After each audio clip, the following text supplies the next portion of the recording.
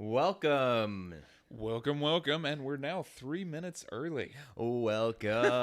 Welcome. Well, I'm glad that you pointed out that we were 3 minutes early because as we talked about yesterday, time is all about perspective. Right, and we did say 7:37 yesterday, didn't we? We did. So I think we're ahead of that. So I like that. So here we are today. It is Friday, October the 8th. Yes. Oh, man. I don't know if that's meaningful, but it sounds nice that we're moving into fall. Weather's getting a little bit cooler. Allergies are really flaring up. Oh, yeah? Yeah. I am fortunate to not have to deal with that. Oh, yes. Yes, you are. Yes, I'm very fortunate. Genetic freak. I've had enough people in my life that have struggled with that I'm like, yes, no thanks. No, I check do that not one want off. these. I had a trip out to Germany. Sorry to immediately launch into a story, but Please. my wife and I went out to Germany back in like 2009 or something for this art residency, and whatever they had was just really kicking into my allergies, and it's horrible. And this old German man was like, "Allergies don't exist. The Native Americans, they did not have allergies." And he just went on, and I was like, and meanwhile, like there's snot coming out of my nose and everything else, and I was like, yeah, you can tell me they don't exist. He was like, it's psychological. You just take some water, you snort it up your nose, it gets rid of them.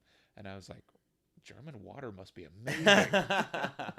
Yeah, it's like maybe it had something to do with the Native Americans, being from there and being exposed to all that stuff that they just happen to not. But Well, I don't know. Have we ever gone back and asked any Native Americans? I'm not Like, sure. I mean, there might have been like, Sir Runny Nose or something. Very some true. guy that Yeah. just always had problems. He who cannot breathe. Yeah, that's right. Yes, and we'll have to forgive the slight cultural appropriation there. Sorry, What a way to total. start off the Wow. Friday. It's Friday, right? Yeah, it's a Friday. It's about Cultural feeling loose, feeling appropriation fine, Friday. all those Yeah. kind of things, right? And what better way to start off your Friday than a temporary close-up of Ryder? There I am. Hi, me. Hi, me. I can actually find the camera. Yes, I'm Reed Garcia, the founder of Help for Life. This is Ryder Richards, rando dude sitting on the couch. Rando dude sitting on the couch. I've actually seen his LinkedIn. It actually says that on there. What are you good at? Yeah, exactly. So for today, first we wanted to talk a little bit about yesterday. And yesterday we talked, the theme of the show, which was the first time we've kind of had an actual theme for the entire show, was stories. And yeah, what did we talk about with stories yesterday, Ryder? Oh, one of the big takeaways was, of course, stories that we tell ourselves about ourselves, right? And stories we tell ourselves about others. Yes, that is true. And we, per usual, Ryder threw out about 57 references. So those aren't in the show notes yet, but they will be. The old filing cabinet. Of The brain old here. filing cabinet. Yeah. Sometimes I think he surprises himself, like the amount of things that he can think of. Oh, I actually held back yesterday. Hey, there that's impressive. There was a concept called naked streets I wanted to talk about, and I was like, that's just too good of a topic. We're gonna have to hold back. I like it. I look forward to it. I'll see what that one leads to. Yeah. But one of the books that we talked about a little bit was Crucial Conversations. So yeah, check that show out and check that book out if you want to learn a little bit more. But what was our challenge yesterday? Oh, the challenge was to find some sort of story that you tell yourself or that you tell yourself about others and really analyze whether or not it was correct. Yeah, well, I'll be frank. I actually forgot about my challenge and I forgot what it was. And I actually found myself last night doing it without realizing it. And yes, which brings us to the topic for today. Pouting, procrastination, productivity, penises, and maybe another P word that I don't want to say. Right. Yeah, anytime anyone says penis, it's instant laugh out of me. I'm still 12 years old. And we might want to talk a little bit about that, the immaturity and the need to grow up and things like that. Yeah. So we should table that one for later today maybe. But yes, so the reason that this is the topic for today, the penis honestly was thrown in because it was another P word, and who doesn't like alliteration? And it does make some people laugh, make some people uncomfortable. I'm still chuckling. Yeah, exactly. And but yeah, I found myself pouting yesterday. Have you ever found yourself pouting? Oh, yeah, I actually do. I had a little pout session yesterday. I got an email from somebody, and I went on a little self pity party for about 10 minutes. Yeah. Well, it kind of mine went a little longer than 10 minutes, and it kind of really amplified one of the things that we talked about. If not yesterday, maybe it was Wednesday. Mm. You know how I talked about for me with self awareness. You know, when I took that emotional fitness class, I found out there's two parts, at least according to them, for the self awareness. One is realizing where you're feeling weird or something's off or what have you, and then the other is doing something about it or being Oh, okay with it, right? right. Yeah, and I was saying how I'm really good at that first part and not so good at that second part. Yeah, so okay, when this kind of happens to you, is it an overall feeling? Does somebody point it out to you? How do you realize it? Yeah, well, so yesterday it was, I was sitting around and I was like, man, I've said that I want to do this 100 person push, and Mm. it's like, but I didn't get around to putting something out into the world. The marketing side of things, which Right. fortunately, I hired an expert marketer who loves doing nothing else but that. uh, Sarcasm there, yeah. slightly. So, in case y'all don't know, then my day job right now is I am a creative director who does a lot of marketing, except for I don't find it to be overly fun or inspiring sometimes. Sometimes indeed. And that's the trouble with being a creator, right? Which is a kind of an interesting term that's Hmm. been redefined probably within the last 5-10 years to mean largely internet creator. I would say, at least that's one of the lenses that I view it through. But really, anytime you're creating something, whether it be art, music, food, whatever, something that you're going to sell, even if it's something that's not viewed as art, right? Like software or some sort of Hmm. product or whatever. There's two things you got to do. You got to create, and then you got to market. Oh, yeah, and most of us like getting stuck in the creation phase. Like, I would just love to create all day and not market at all, right? Because that's exciting for me, and I think it is for most people. It's getting to sort of see your vision of the world fulfilled. Oh, that's fantastic. That's a fantastic drug right there. Yeah, you I'm ain't lying. that's why I've probably got a master's degree in art because I think I'm just addicted to that creative phase. I just really love it. Well, that's good, and that's one of the reasons why I enjoy spending time with you because of that, right? And all the experience that you have and things that you bring to the table along those lines. Despite your title just being some dude on a couch, Rando dude. rando dude on the couch. I wish my name was Rando. That would be really fun. Yeah, nice. Well, hey, actually, I just thought of another P word, so we'll throw it in there too, which is pride. Oh. And this is now our second full week of going live for an hour every morning. With Hmm. the exception of episode 0, the first day, we didn't get the full hour; we just got a half hour. But that was our first day, so we were cool with that. And this ties in a lot with what I've been doing with Helpful for Life and for the show. And I found myself pouting because, we've been creating this thing and we think that it's something good and we think that it can help people and we think that Hmm. it's useful, right? And it's the tough gap between having that thing that's created and then having that thing that is actually consumed and responded to and engaged with. Yeah, that's a tough one too because I think there used to be a time period when you think that would happen organically. If your content was great, people would find you. If you were creating great stuff, then people would come to it. But I just don't know if that's the way it works anymore.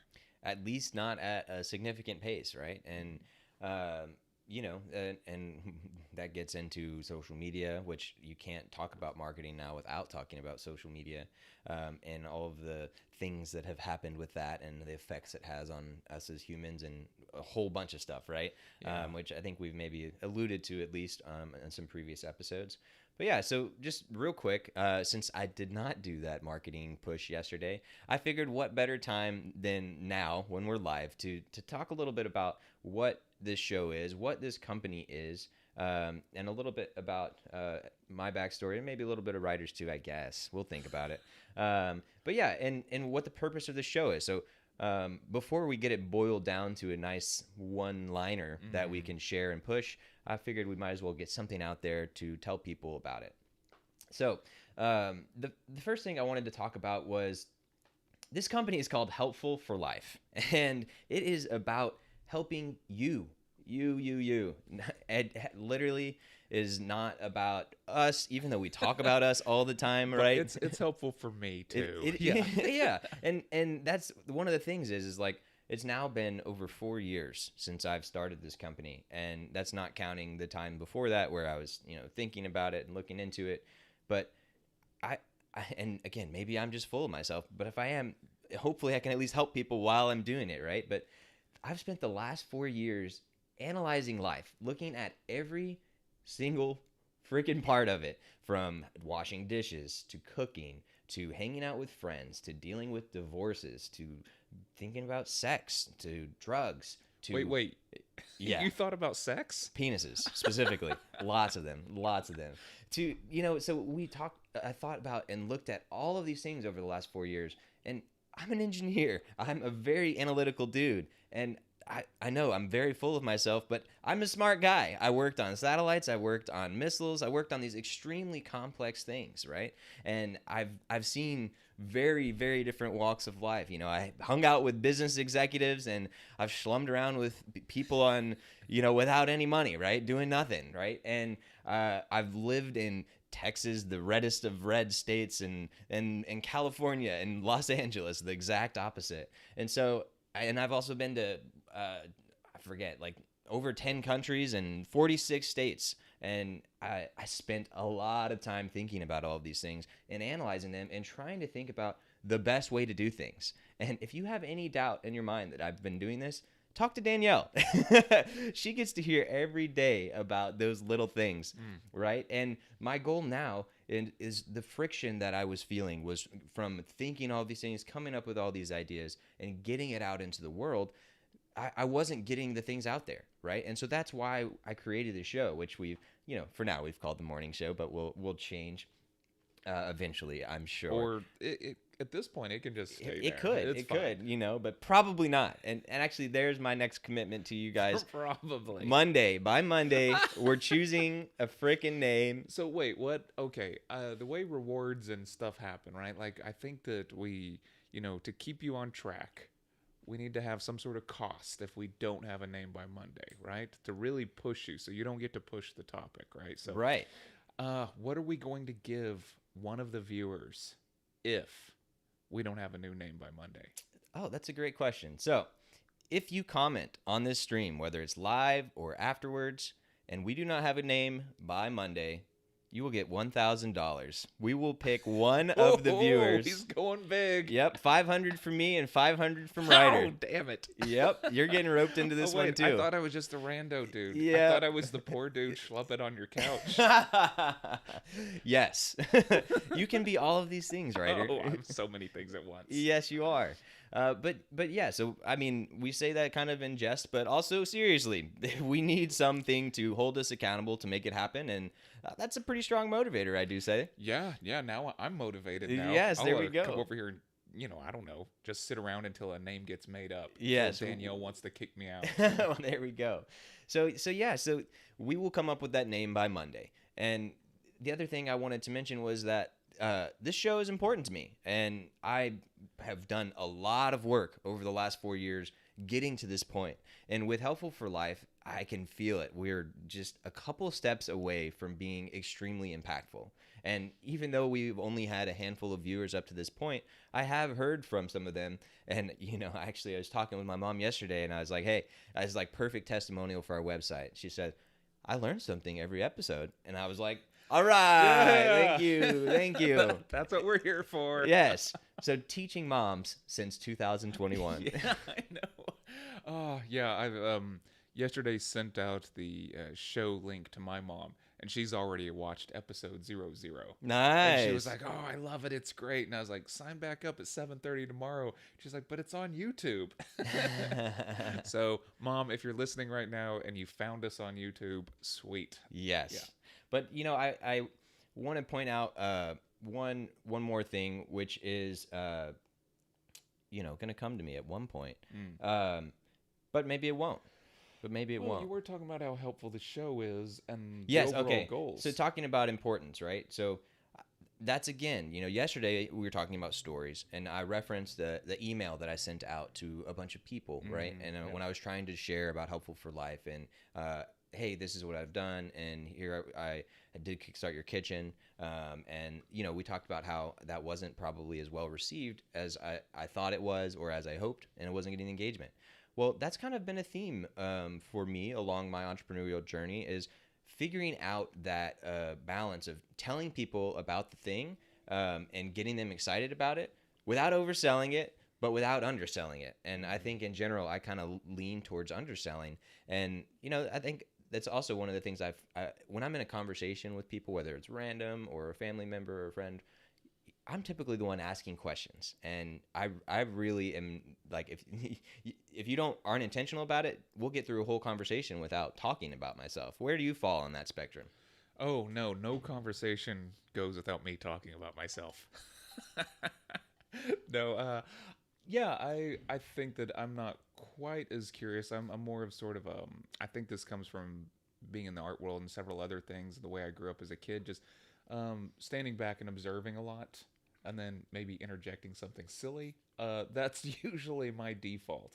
And then when people really want to jump into things, well, then you can open the old filing cabinet and pull out all these like chewed up cards from Yeah. pieces of knowledge I've had previously. I like it. Yeah. But yeah, so for being an entrepreneur, like I realized very quickly, like I'm gonna have to change that, because I would go, and some of these were intentional networking events, right? And some of them were just hanging out with people. But I was like, all right, you gotta give your elevator pitch. You gotta tell people what you're doing, because they're not gonna ask. And I was surprised, but also not surprised sometimes when people did the classic American, oh, what do you do?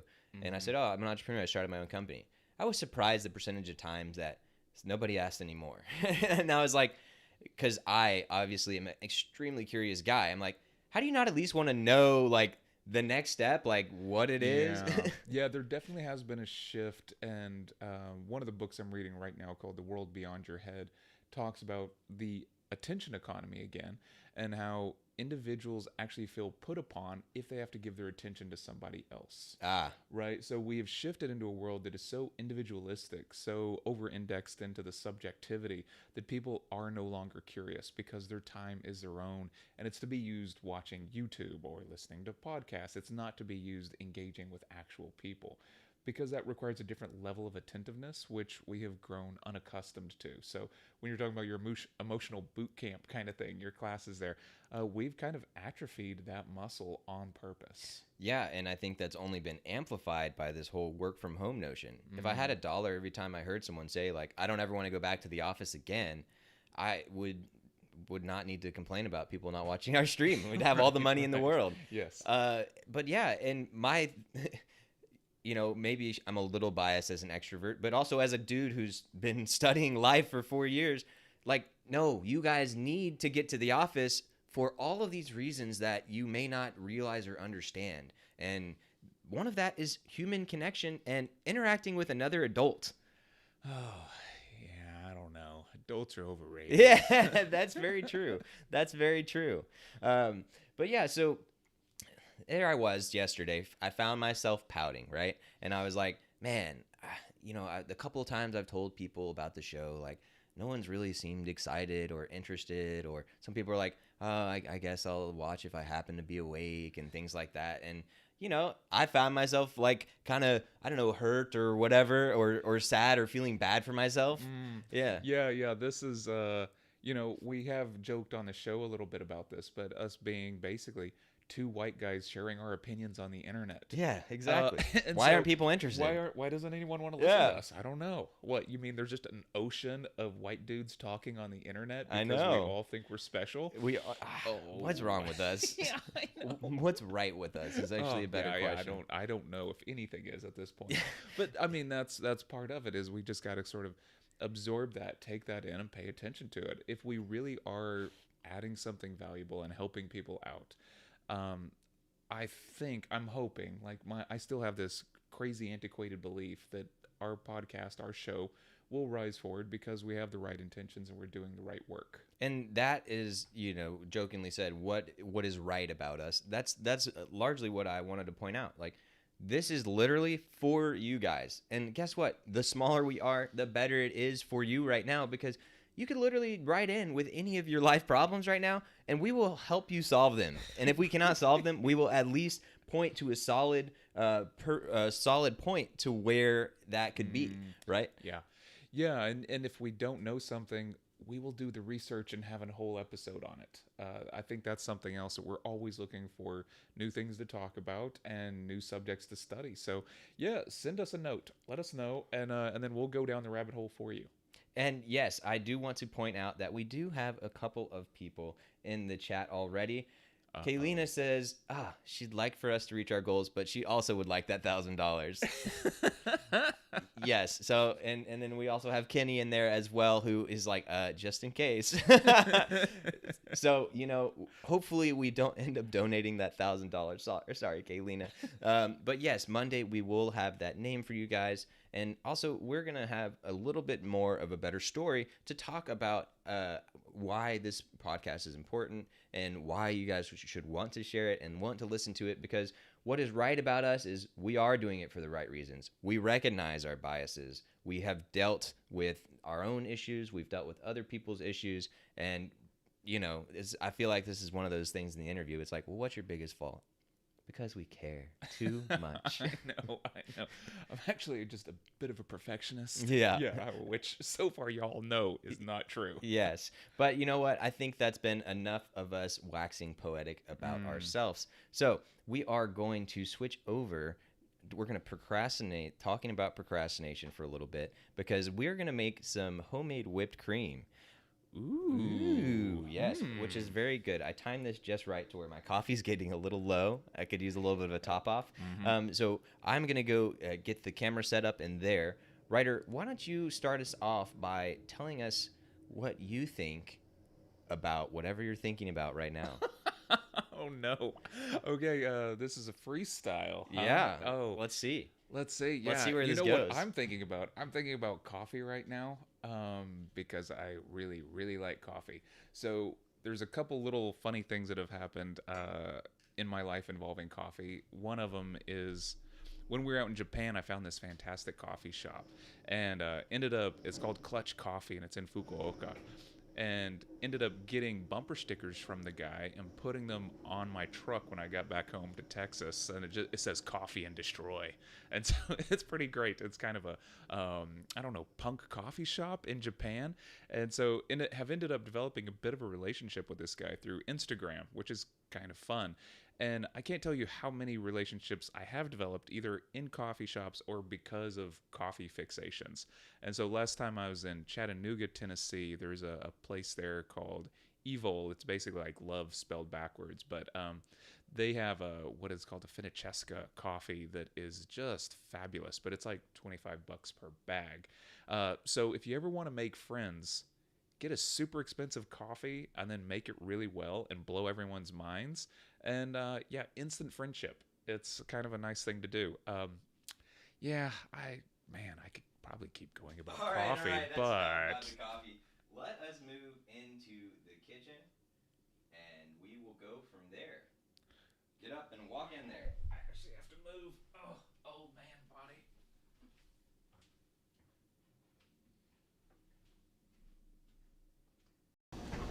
All right, Ryder, say something. Hey, everybody. Coffee time. Can you hear that? All right, we're good. We have our first mobile setup. So, we are going to be making some homemade whipped cream today, and this is much easier than you think, and it only takes a couple of minutes. So first, Ryder, why don't you get out the cream? Where would that? That's a great question. Step one is making sure we have cream.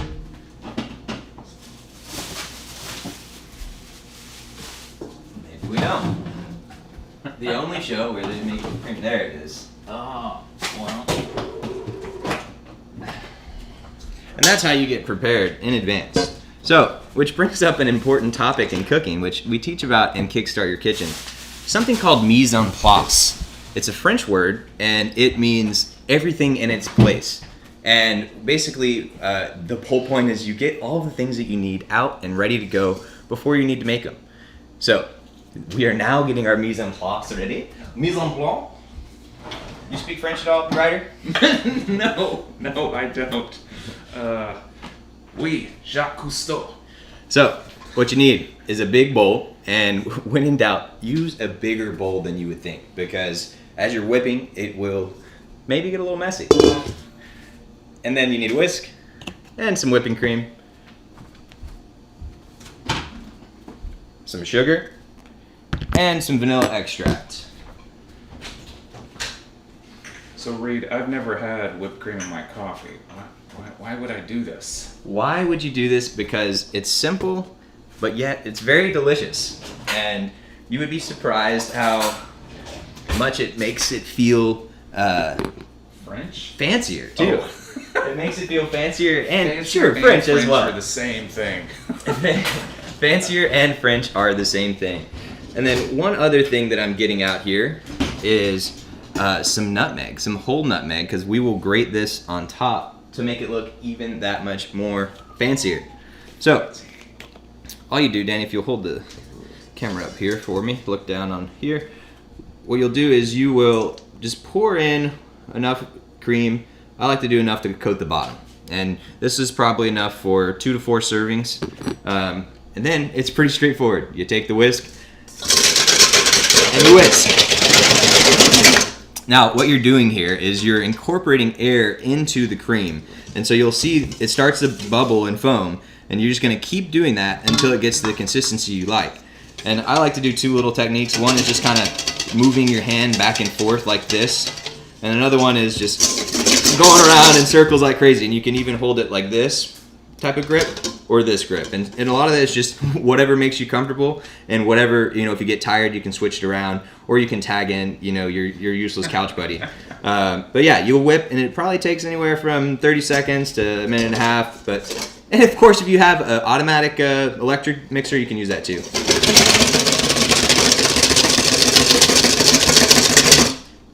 Please, sir, give me some more coffee. No, pour me some more coffee. Oh my gosh. I wanted to like baby bird it.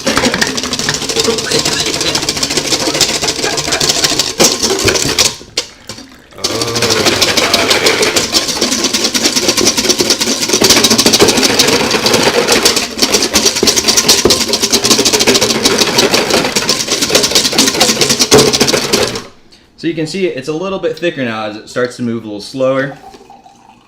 That's a little bit less than where I like to have it. And this is the part where I add in the sugar. And so this is definitely up to personal preference, but I just like to do about 2 to 4 teaspoons. And one thing to keep in mind is that I drink my coffee black, so this is the only sweetness that I have in the entire thing. Another thing is, don't do other things while you're counting, because it's hard to count while you're talking or doing other things, and I've messed that up very many times, but I think that was 4. And then we get some high quality imitation vanilla. You know, you can obviously use real vanilla extract, but if you're cheap like your boy here, sometimes you just got to do this. And for this, I use about 2 teaspoons, and it's just kind of however you want it to taste. But the way I look at it is, it should essentially taste like ice cream mix. So you can even mix it up and taste it if you want, and you can always add more. So you can see I've now added it to the bowl, and then I'll just continue to whip.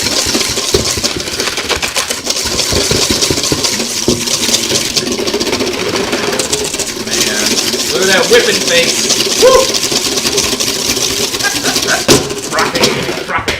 Frothy McFrothy.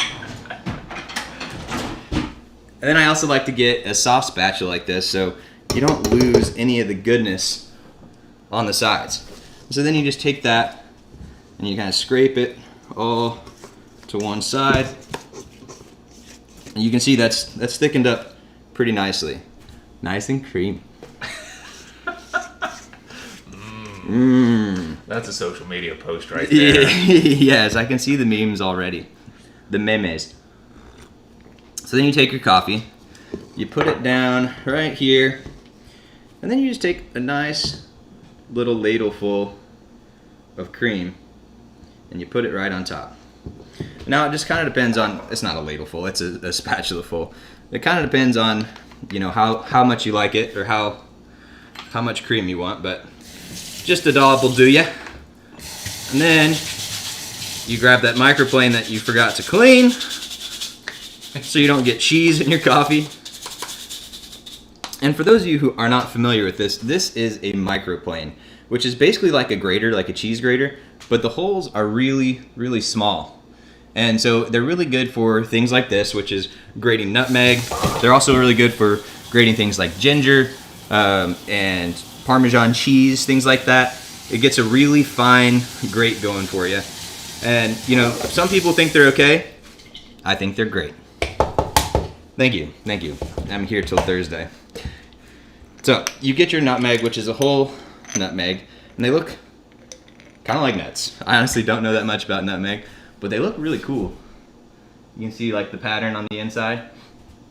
And then I recommend this part you do over the counter because it's gonna make a little bit bit of a mess on the side. And then you just grate that nutmeg right on top. One thing you gotta be careful about is making sure to not drop the nutmeg in the coffee, which I've definitely done multiple times. Then you just scoop it out with a spoon and rinse it off and let it dry out. And then give it a little tap at the end to kind of get the last of that off. And do you want to try it or not? No, bring it. Why not? All right. Oh, and since you've got this mug, we might as well show it off. Here's all the places that, all the states I've been to, missing Michigan, the Dakotas, and Alaska.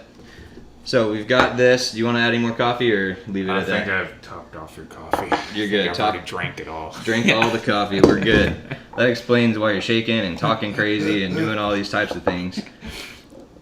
Oh yeah. So I will say that it definitely looks prettier in some cups rather than others. You can see that one, especially since it's pretty low, not that good. And when we make this is actually one of the times we'll pull out the china and put it in a fancy old style teacup, because that makes it look fancy and sound fancy. And then you can actually use that china that you got from your wedding that most people don't ever use. So with that, let's have us a taste and see what you think, Ryder. All right. Cheers. Ding.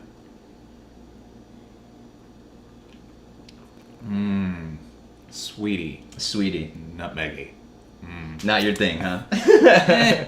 I kind of like the toxicity of coffees, like just being kind of hard and acidy. Yeah. Yeah, I don't know. This is good. It's just I'm not accustomed to it. Yeah. I'm not really a frappe lappuccino. A lappuccino. I love those lappuccinos. They're like Al Pacino, but a llama mixed together. Nice. I like it. Well, you go ahead and hop in there, and then we'll transfer to you in a second. But I wanted to say there's one other thing that I like to do, which is a vanilla sweet cream. And we'll show that on a future show. But the point is the reason I started doing this was when I realized that creamer is vegetable oil, and I was like, okay, those things taste good, but using something like this, which is real cream, which you buy this for a couple dollars, likewise with the other things, and they last a long time. And so just using a couple of fresh ingredients to create something like this, make that coffee the next level, feel a little bit more like the coffee shop, but you're at home. That's why I did this. So let's move on back to the couch, and let's talk about procrastination. That's not that. Let's do this. Boom. Don't forget your coffee.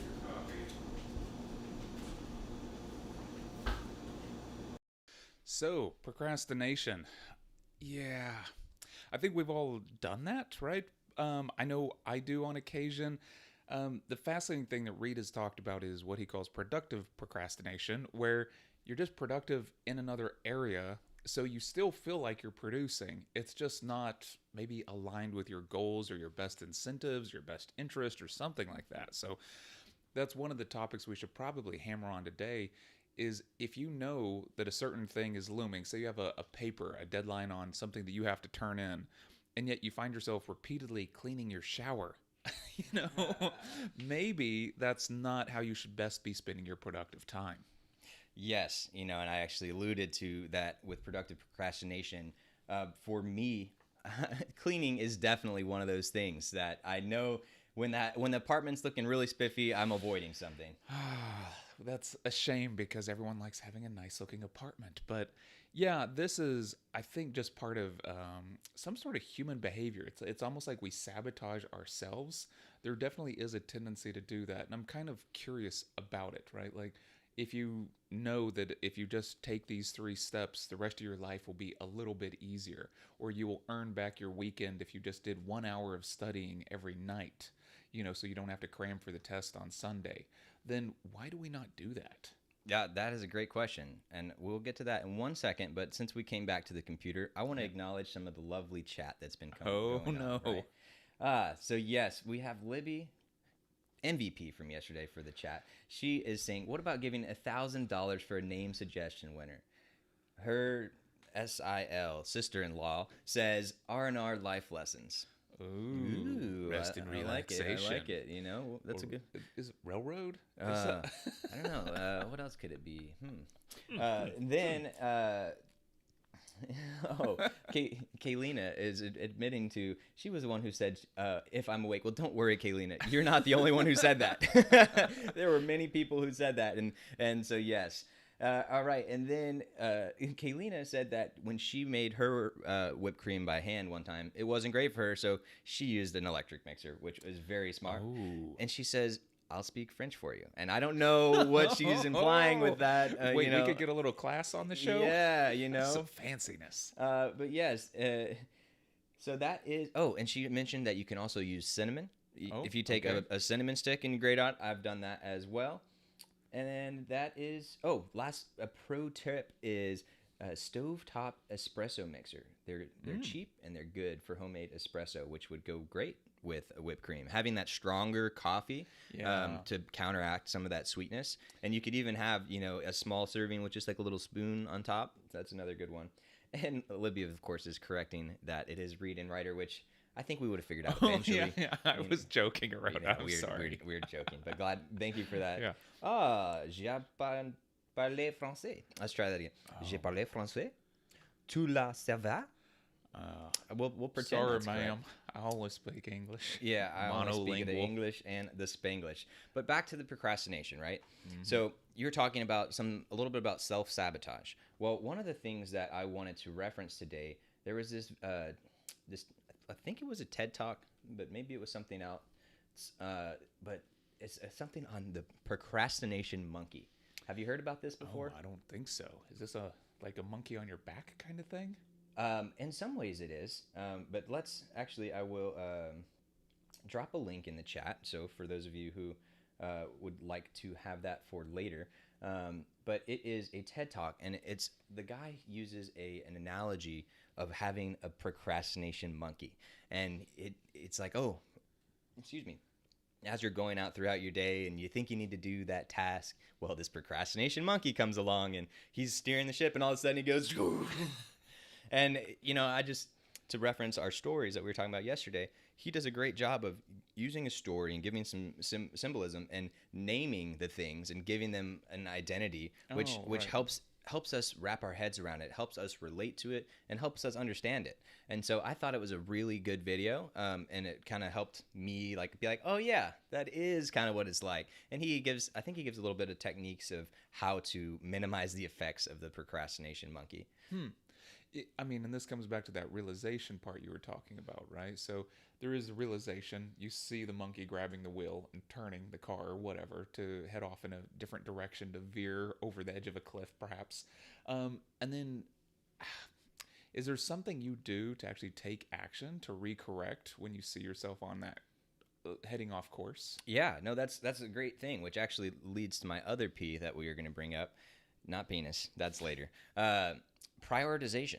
That was another one that I had thought of. And that is the hardest thing as an entrepreneur. And it's a continual battle. And, I say an entrepreneur, but really I think it's something that's really hard for everyone in life. Yeah. It's just amplified. Yeah. When you're an entrepreneur, the stakes are just higher, I would assume. But maybe not. I don't know. As a teacher, I know that was a big issue for a lot of my students, right? So there's procrastination, priorities. They usually have 5 classes going at the same time. Which one are you going to focus on? Which course are you going to take? Which homework are you going to do? And you would think that would be a great training ground for life, but mostly it just seems to freak people out. Yeah, well, one thing that is slightly different from, say, school or what have you, it is a good training ground, like you said. It does freak people out a little bit, and that's kind of necessary, right? But one thing that it gives you is structure and deadlines, and and basically until I did entrepreneurship, I was always doing something for somebody else. And so even when you're an entrepreneur, you have to decide who are you, where are you going, what kind of timeline, who are you going to give that $1,000 to on Monday. You got to make up these decisions and figure out. We're not giving $1,000. I saw you freaking out for a second. Yeah, I was like, oh, you know how much what I can do with $1,000? Yeah. Like, I don't know. Spread it out on the couch and sit on it. I get really creative with $1,000. I don't doubt it. I don't doubt it. But that prioritization is that much harder as an entrepreneur because you have to decide when it's going to be done, and you have to decide, okay, hey, we're doing this thing. What do I need to focus on right now to make sure that that is what it is? Or that is the thing I need to be working on to set myself up for success. Which brings up one of the books that I've read in the last few years called The One Thing. Have we brought this up on the show yet? I don't think so. I don't think so. Okay, so those of you guys... I'm interested, though, because it sounds it's like the one answer. Yeah, it is. And real quick, I did want to highlight Danielle's comment because she corrected me. It's not the procrastination monkey, it's the instant gratification monkey, which makes a little more sense. I mean, and that's what leads to procrastination because you are getting that instant gratification. And the reason that cleaning is so common of a productive procrastination thing is because it's a task that you can see beginning to end. You see that improvement really well, really clearly, which is exact opposite of entrepreneurship. Like I said, I've done all of this work behind the scenes, and externally people are like, what the heck are you doing, dude? But it's like, you guys just don't know all the stuff that goes behind the scene. So that instant gratification monkey's a tough one. But the one thing, so if someone in the chat is going to hook us up with the authors, but one of them is Keller. I'm forgetting his first name, but of the large real estate company Keller Williams. He is the co-author of this book, and the thought process of the book is the kind of the tagline or the challenge is, what is one thing that you could do such that everything else will be unnecessary or made easier? And I'm shifting the words a little bit, but that's kind of the idea. And one of the analogies they give in the book is dominoes. And dominoes in the sense of, you make some shapes on the ground, you get them all stacked up, and then you push one and they all keep going. Well, a domino can actually knock over a domino that's something like 30% or 50% bigger than it. And so the thought process and the idea with the one thing is focus on that small domino that will then knock over potentially a bigger domino and a bigger domino and a bigger domino. Yeah. And because of for those that like math, there's a geometric progression because it gets bigger and bigger, and it gets exponentially bigger really fast. It's if you start out with a domino the size of a regular domino, by like the 15th domino or something, it's like as big as the Statue of Liberty or something like that. And that's probably a little bit larger, but maybe it's 20 steps to get there. But the point is, it gets large really fast because of that. And so the one thing encourages you to prioritize. So you asked me, like, what do I do? Was that a specific question? Like, oh, yeah, no, I'm kind of curious for, occasionally I like kind of grounding some of this conversation back into reality a little bit. Yeah. So, yeah, I'm kind of curious about things like this, like these one principles or these one ideas whenever you have to, I imagine you have to spend a lot of time focusing. The other thing is, what is the domino stack that you're looking at? Some things you can tip one domino and it doesn't hit any other domino. For sure. So, right. Yeah, so I think that prioritization and choosing what you're going to work on and things like that. And oh, by the way, for those who have been listening over the last few weeks, we've also referenced the 1% rule, which is another thing about focusing on that small step every day versus worrying about the big thing. And so I would say one of the first big things for you to do is, big surprise here, stop, take a step back, and analyze the entire situation. And another phrase that I've kind of been honing on myself over the last few months especially is to not blink again. I guess my coffee's not fully working. No, yeah, suck down some of that sweetness. And yeah. Oh boy, sorry, Friday. It's Friday. Oh, yeah. Yes, that that that's that's what I needed. Which reminds me, laughter. Laughter is very important. Yeah. We were talking about pouting earlier, and I have found myself when I find myself feeling a little lower, whether it's for a day or a week or a month or whatever, I realize like, dude, get some more laughter in your life. Yeah, and a lot of that is hanging out with friends. At least for me, that's there is one form of laughter which is watching Netflix stand up. But I find that the mood elevation I get from hanging out with some buddies for a while, it stays with me longer. I feel better longer for days afterwards. I can feel good after a good session with my buds. It really does, and let's talk a little bit more about that when we talk about penises in a second, because people are like, "How is that relevant?" No. But we'll tie it together. Don't you worry. Secrets. Yeah. So we're I don't remember the phrase that I was gonna say, but basically, oh, now I do. Look at that. Just as soon as you say you don't remember, let it go. It's separate the think from the do. Right. And that is something that is very important, especially as an entrepreneur, especially as someone with a business like this who have all of these various topics we could talk about. It's life. Literally anything could work. So having that separate time where you sit there and you look at all of the dominoes and you say, hey, here's where I want us to go. And yeah, there's a lot of different paths I could take to get there, but let's just pick one of them and work on that for a while. And while you're in that, don't question it. Don't think about it. Don't think about all the other things you could be doing or all the different ways it could be done. Have some time where you're just doing. Right. So we've focused on the podcast here, the video show, the morning show, and what's kind of fascinating is like, how much time should we spend on this before we really kind of stop and reprioritize, relook at what it's doing? I mean, is there kind of a rough idea on things like that? Yeah, I mean that is a tough part, right? Is deciding when that it will be.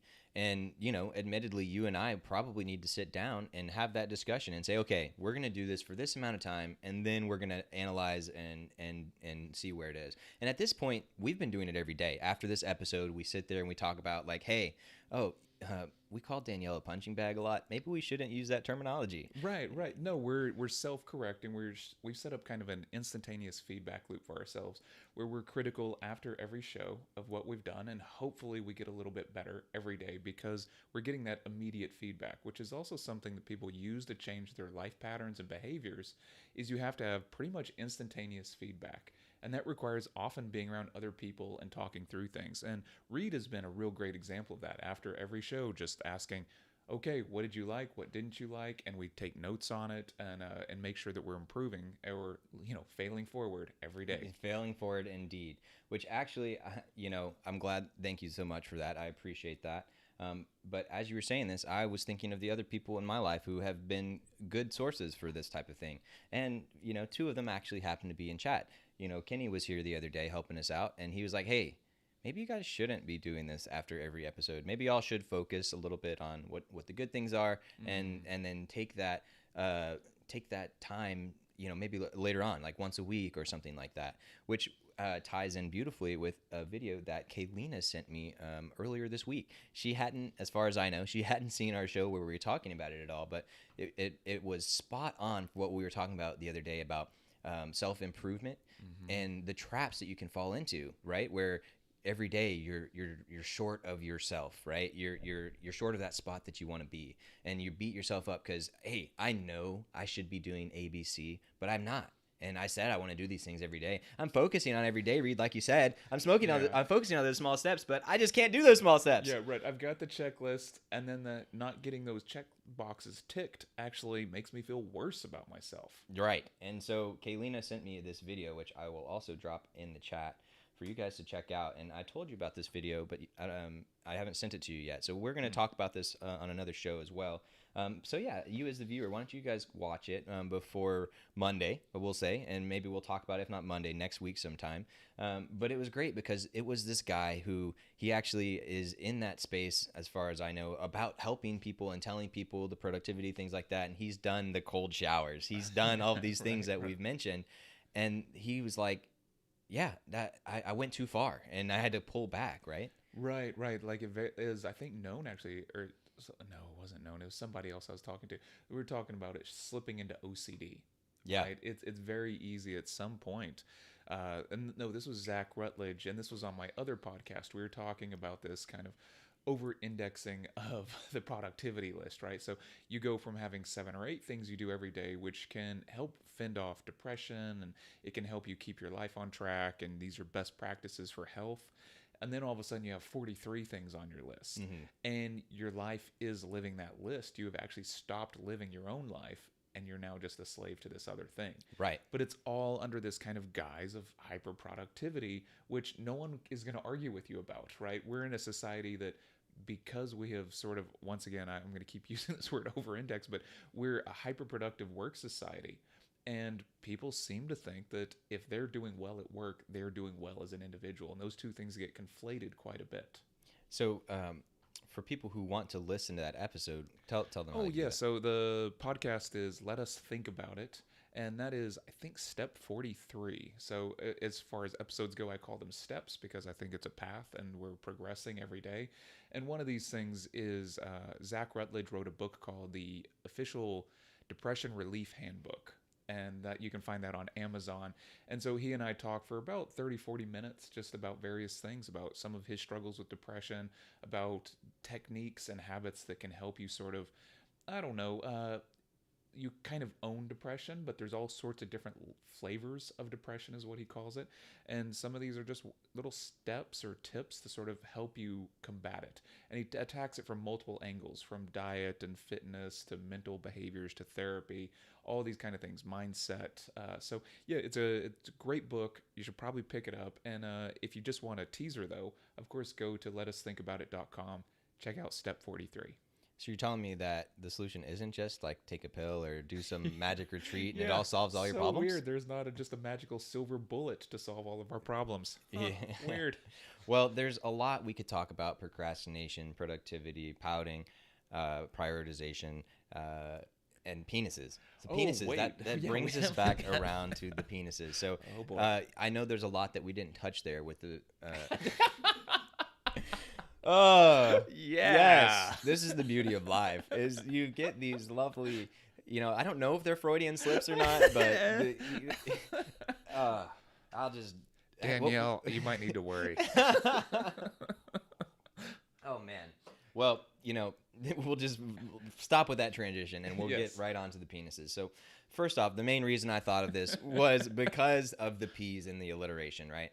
But, one of the things that initially attracted me to you, I'll go ahead and say it. That's what I was going to say. So I figured boy. one of the things that initially attracted me to you was when we went to dinner. We went to the sushi place nearby, thanks to our lovely producer, Danny, connecting us, who, if you guys did not see our episode last Friday, go check it out. Danny shared with us some music that he likes, and it was quite a range. We listened to some Japanese music. We listened to some math rock, which some people might have thought was meth rock, but it wasn't. And then we also listened to a little bit of metal. And some of you might be like, what the heck? And yeah, that it is a little bit of what the heck, but go listen to that episode and the songs that are in there to see what it's like and see, just, if nothing else, as an experiment. But we were there having dinner at this sushi place, and one second we were talking about the Catholic Church, and I think you were talking about how hundreds of years ago the church realized, classic power and separation of church and state and things like that. Whole discussion we could get into, but you were talking about how the church didn't have any strong women figures, and so they elevated Mary. Or something along these lines. I don't want to put words in your mouth. But. Oh, yeah, no, it's this kind of idea that a lot of the issues of the church was that the Trinity is, while one of them is spirit, God is, typically a male figure. So is Jesus. And yet a lot of the sort of, what do you call them? The sort of religions or I'm blanking on the name for it, but when you move into this country and it's full of a different kind of civilization, a lot of people sort of champion Mother Earth or Gaia, and it's a female aspect that is something that the church didn't have. So they sort of appropriated that and change it into Mary, so that if you were part of a different culture, you now could say, when they say, well, I worship Gaia, well, we've got Gaia. We just call her Mary. So come on over, come into the church. Make that transition a little easier, right? Yes. And we won't talk about all of the implications of that, right? And all of the good, bad, and troublesome of that. But we were talking about that. And 1 second, you're talking about that. And next second, we're making fart jokes and talking about penises and things like that. And so I'm curious, what are your thoughts on this whole maturity thing? Because that's a common like response. It's like, grow up, right? What are your thoughts on that? Oh, growing up isn't very much fun, right? When you think about the adults that I want to be like, I was on the phone last night with a guy who's in his mid 80s who was doing nothing but making jokes. And I thought to myself, this is what I want to be, right? He was also trying to figure out, according to the Bible, how old the earth was and how many revolutions it had gone, and he'd figured out this number somewhere closer to 240,000 years old in the Bible, back to the time of Enoch. And I'm not even into religion anymore, but it was just fascinating to listen to him. He's super creative, super curious, and he's making jokes every other sentence, and I'm thinking, this is a grown-up, right? But there is this kind of idea of being a grown-up that I think it frames people into a context of bullying them into being a certain way, right? You get to automatically change people's behavior by bullying them. And I think this grown-up phrase is one way to do that. The other way to do it is to call people a child. And, you instantly put them into a certain camp and you tell them they're being immature and you sort of take authority over them. And I think this is a pretty cruel practice to play as a society. Yeah, and, another realization that I've had, especially over the last few months, is I actually want to be more like a child. And because the thing is, as we progress through life, we talked about on Wednesday with Known the analogy that we are as humans are like computers, and every time you're going through life and you're around different types of societies and communities, you're loading on different software, right? And you're creating these different lenses and restrictions of how you can act and what you can say and what's acceptable, what's normal. It's an interesting word, right? But as you grow up, you're getting more and more of that software. Or put another way, could be baggage, right? Yeah. And you're actually suppressing a lot of the things that make us innately human and things that are our strengths, if we allow them to be. We're actually putting those in cages, and those are things like emotions, like recognizing that you have emotions and feel them and doing something about them. That was as I've been paying more attention and learning more about mental health and emotions and things like that, I remember very distinctly I went on a trip with some friends, and they had their kids. And it was great because they have 3 kids and they hop in a travel trailer and they go all over the place. And by the way, the oldest kid is like 6. And so it's like, and 2 dogs. And it's like, wow, it's awesome. Like they're doing that. And they work a full-time job too. But anyways, we were on that trip, and watching the kids go through those, you can see their emotions are extremely visible, right? And some of them were like, oh, he's tired, or oh, he's hungry, which we also talked about, taking care of those core needs anytime that you feel something's off. But yeah, so it was cool to see, and then contrast with the average adult, and then knowing like, hey, that person right now, they're going through all of those things. I can see it, and if you are really paying attention in a room, you can sometimes notice when people are doing those types of things. And I can almost see inside their heads how they're thinking, but then they're not acting upon it, and they're just keeping all of that inside, right? And so that's just an example of why being more like a child, it could be more valuable. Yeah, no, it's in a lot of ways being in touch with a lot of the things that really make us human, right? We're not necessarily objects. We're not necessarily only brains or spirit or something. We're a combination of things, and keeping access to all of those things and being open about them might be very vital to being a good human. I know I am not there yet, right? And so these are all practices that I think about. And one of the other things that I wanted to highlight was creativity, right? And I would imagine you've probably heard this in your line of work, where people are like, "Oh, I'm not artistic," or "I can't draw." What are your thoughts on that? Oh, anyone can. Yeah, I as a teacher, I have not bumped into anyone that I haven't been able to teach to get better at these things. There's a certain level of it which is just skill, and I find it fascinating how many people shy away from it. because probably they tried a little bit early on and maybe they weren't great at it. Right, Maybe some people they shamed might have them. had a bad teacher. They could have had a big surprise there. Yeah. If only there was a company that existed Mm, solely to augment the man, education system to teach them things that they didn't learn in school. yeah, man, that would be really helpful. Maybe for their whole life. That would be.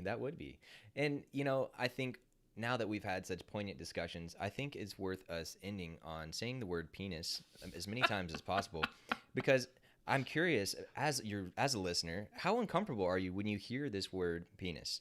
And the thing is, it's something we all got. Well, not all of us got, but it's something that roughly half of the people in the world have, and it's just an organ, just like anything else, like skin or your heart or whatnot. It just happens to have a little bit different use. And so that's one of the things we are trying to do on this show, is to tackle those taboo topics and to discuss them. Because guess what? In my mind, the more taboo a topic, the more it needs to be discussed, because it's not being discussed elsewhere. Yeah, that's a good point. And yeah, when we're talking about a lot of things, penises, vaginas, right? Even using those terms, right? This is like this kind of clinical term that we use for it. That there's all sorts of jargon around it. And it was funny earlier you talked about thinking about sex, and I sort of was joking about it because, of course, the implication that you hear from people is that men think about sex 4,000 times a day or something like this. 5. 7. Yeah. It's just kind of one of those things where it's a basic part of who and what we are, and yet we still don't really have a great framework for talking about it that doesn't sort of devolve into jokes or humor because it makes us uncomfortable. Right. And the interesting thing too is how much that can vary culture to culture. You know, everyone has kind of a centric view of the culture that they're involved in, and I think Americans have that amplified to 1,000. But that was an interesting thing in the UK, and they are much more open about talking about sexuality and nudity and things like that, to the point where on their public TV shows they have like full nudity in some cases, which is just a mind-boggling concept that is funny, because when you get to the really in America, the reason that it is so tight in my mind is because of those puritanical beliefs, and because of the church being so attached to the state and things like that. And I'm not going to let you talk about that because we could Nope. talk forever. Nope.